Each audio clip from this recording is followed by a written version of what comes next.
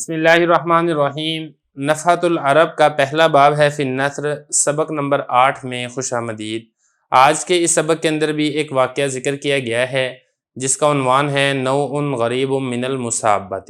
قال بعضهم وجدت على قبر مکتوبا انا ابن من كانت الريح طوع امره يحبسها اذا شاء ويطلقها اذا شاء قال فعزم في عيني مسرعه ثم التفت الى قبر آخر قبالته فاذا عليه مكتوب لا يغتر احد بقوله فما كان ابوه الا بعض الحدادين يحبس الريح في كيره ويتصرف فيها قال فعجبت منهما يتسابان ميتين۔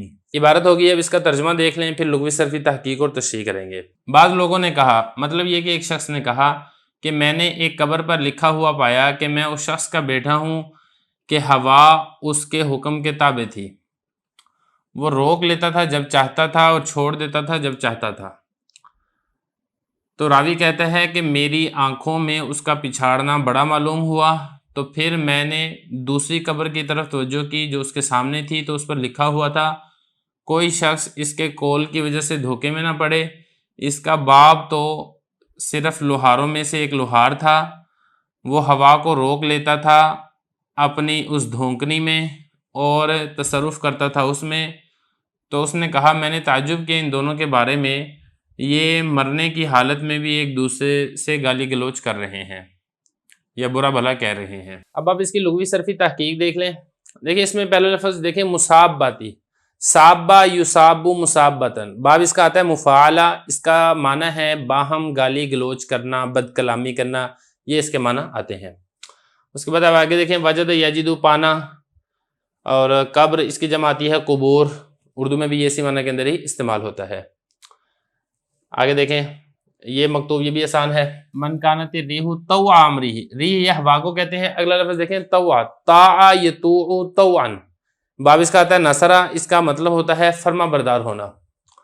آگے دیکھیں یحبسها، حبس یحبسو، باب اس کا ہے ضربہ، اور اسی سے یہ مضارع کا صیغہ ہے واحد مذکر غائب کا، اس کا مطلب ہے قید کرنا، روکنا، یہ اس کا معنی آتا ہے۔ آگے دیکھیں یطلقها اذا شاء، اطلق یطلق اطلاقا، باب اس کا آتا ہے افعال، چھوڑنا، رہا کرنا۔ شاء یشاء، اس کا مطلب ہوتا ہے چاہنا۔ عظما یعظم، عظیم، بڑا ہونا۔ آگے دیکھیں مسرعہ، اس کو بھی دیکھ لیں، سرع یسرع سرعا، پچھاڑنا، باب اس کا آتا ہے فتح یفتح، پچھاڑنا، زمین پر گرا دینا، یہ اس کا معنی آتا ہے۔ آگے دیکھیں التفت یلتفت، اسی سے یہ واحد متکلم کا صیغہ ہے التفت، دو تا تھی تو تا کا تا کے اندر ادغام کر دیا، تو پھر اس کو اسی طریقے سے پڑھا جاتا ہے التفت۔ اور قبالہ اس کا مطلب ہوتا ہے سامنے، مکتوبن یہ وہی واحد مذکر اسم مفعول کا صیغہ ہے۔ لا یغتر، اغتر یغتر اغترار، دھوکے کے اندر آنا یا دھوکہ کھانا، یہ اس کا معنی آتا ہے۔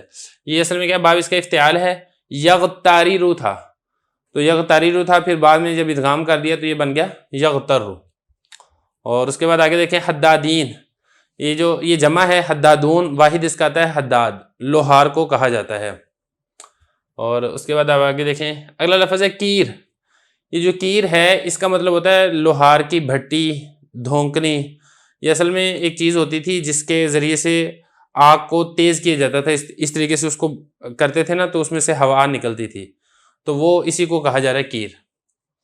تصرف ہے تصرف، تصرف کرنا۔ اگلا دیکھیں یتسابانی، باب یہ وہی والا ہی ہے، مصابہ سے ہی ہے، بس اس میں تھوڑا سا فرق ہے، وہ مفعلہ تھا اور یہ تفاعل ہے، باقی اس کے اندر کوئی اور فرق نہیں ہے۔ آگے دیکھیں میت، اسی کی یہ تثنیہ ہے اور حالت اس کی نسبی ہے۔ لغوی صرفی تحقیق ہو چکی ہے، اس میں تھوڑی سی اس کی ترکیب دیکھ لیں اور اس کی جو تشریح ہے وہ بھی دیکھ لیں۔ دیکھیں اس میں قال بعضهم، یہ جو بعضهم یہ قال کا فاعل ہے اور یہ بنے گا قول، اس کا مقولہ کیا ہے وہ یہ ہے وجدت علی قبر مکتوبن، یہ سارے کا سارا یہاں تک جو ہے، یہاں تک یہ اس کا مقولہ بنے گا۔ آگے دیکھیں وجدت علی قبر مکتوبن، یہ علی قبر کو آپ وجدت کے متعلق کر دیں، مکتوبن یہ اسی کا ہی مفعول کر دیں۔ اور آگے دیکھیں انا یہ مبتدا ہے اور اس کی خبر کیا بنے گی، یہ ابن من کانت الریح طوع امرہ یحبسها اذا شاء ویطلقها اذا شاء، یہاں تک یہ اس کی آپ خبر بنا دیں، یہ ایون مضاف بنائیں، اور یہ جو آگے یہ سارا اس کا مضاف الیہ بن جائے گا، اور من موصول ہے، اس کے بعد آگے سارا جملہ اس کا صلہ بن جائے گا۔ اور کانت یہ ریح بنے گا کانا کا اسم، اور یہ تو امری اس کی خبر بن جائے گا۔ یحبسها اذا شاء ویطلقها اذا شاء، اذا شاء الحبس، یہ جو اس کا مفعول ہے نا وہ محذوف نکال لیں، تو یہ پورا فعل اپنے فاعل اور مفعول سے مل کر یہ شرط بن جائے گا، اور یہ اس کی جزا مقدم بنا دیں، یحبسها اس کو چھوڑ، اس کو قید کر لیتا ہے۔ اور اسی طریقے سے یہاں پر بھی یہی ہے، اذا شاء الانطلاق یطلقها، یا اذا شاء الاطلاق، اطلاق آپ کر لیں یہاں پہ، اس کا مفعول شاء کا محذوف، تو یہ پورا جملہ ہو کر شرط بن جائے گا، اور یہ یطلقها یہ اس کی جزا مقدم بن جائے گی۔ قال فاظم فی عینی مسرعہ، یہ جو مسرع ہے یہ اسی عزمہ کا فاعل بنے گا۔ ثم التفت الی قبر آخر، یہ آخر جو ہے یہ قبر کی صفت اول ہے، اور یہ قبالہ یہ اسی قبر کی صفت ثانی ہے۔ فَإِذَا عَلَيْهِ مکتوب، یہ دیکھیں یہ جو علیہ ہے اس کو آپ نے خبر مقدم بنانا ہے، کیونکہ یہ مبتدا نہیں بن سکتا، اور اسی طریقے سے اسم بھی نہیں بن سکتا۔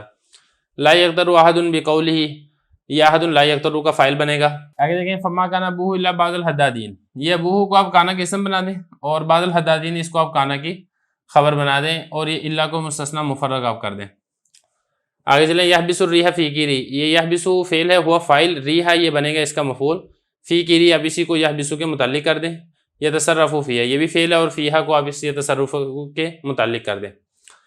فعجبت منہما یتصابان میتین، اب یہاں پہ دیکھیں عجبت منہما میں نے تعجب کیا ان دونوں سے، اب یہ جو ہے نا یتصابان یہ فعل ہے، اور میتین یہ اس کے لیے آپ حال بنا دیں، وہ گالی گلوچ کر رہے تھے اس حال میں کہ وہ دونوں مردار تھے، اور منہما یہ اسی عجبتو کے متعلق ہو جائے گا۔ تو بہرحال یہ اس کی تھوڑی سی ترکیب ہے، طلبہ نے اصرار کیا تھا تو اس لیے میں نے یہاں پہ تھوڑی تھوڑی ترکیب کرنی بھی شروع کر دی ہے۔ اب اس کے بعد چلتے ہیں اس کی تشریح کی طرف، تو اس کی تشریح آسان ہے۔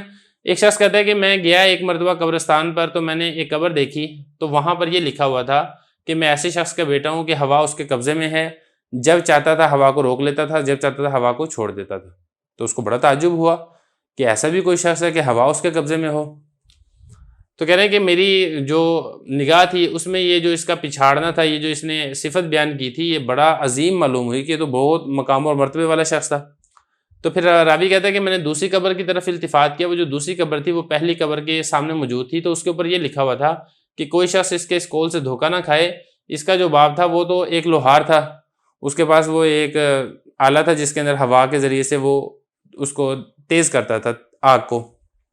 تو یہ فرمایا کہ وہ آگ کو اپنے اس آلے کے اندر روک لیتا تھا، اور پھر اس کے ذریعے سے اس میں تصرف کرتا تھا، آگ کو بھڑکاتا تھا، کم کرتا تھا، وہ ایک ترتیب ہوتی ہے، لوہاروں کو پتہ ہوتا ہے۔ تو راوی کہتے ہیں کہ مجھے بڑا تعجب ہوا کہ یہ دونوں مرنے کی حالت میں بھی ایک دوسرے سے گالی گلوچ کر رہے ہیں۔ تو اس حکایت کے اندر انوکھا پن اس طریقے سے ہے کہ دنیا میں اگر کوئی ایک دوسرے پر فخر کرے یا کسی کو کوئی نیچا دکھائے تو یہ تعجب کی بات نہیں ہے، لیکن مرنے کے بعد قبر پر اس طریقے کے فخریہ کلمات لکھوانا اور دوسرے کو نیچا دکھانا اور اس کا پردہ فاش کرنا، یہ واقعی ایک عجیب اور انوکھی بات ہے۔